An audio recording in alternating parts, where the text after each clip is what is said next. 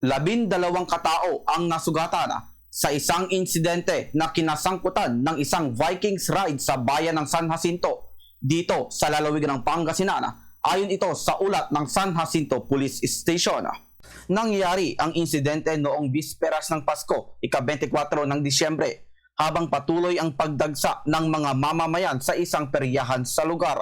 Ayon kay Police Major Napoleon Velasco, ang Chief of Police ng San Jacinto Police Station, biglang nagkaroon ng aberya ang nasabing amusement ride na naging sanhi ng pagkakasugat ng mga sakay nito. Sa kabuuang bilang ng mga nasugatan, karamihan ay mga menor de edad.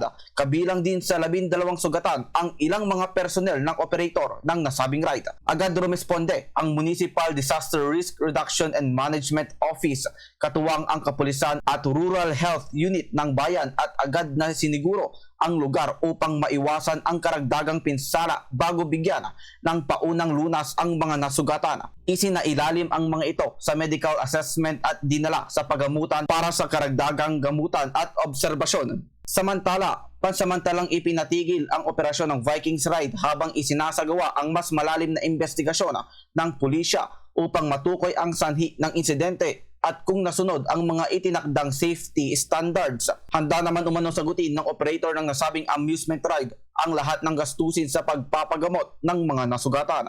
Yung pinamuna naman ng mga injury ng mga nakasakay is puro minor injury lang.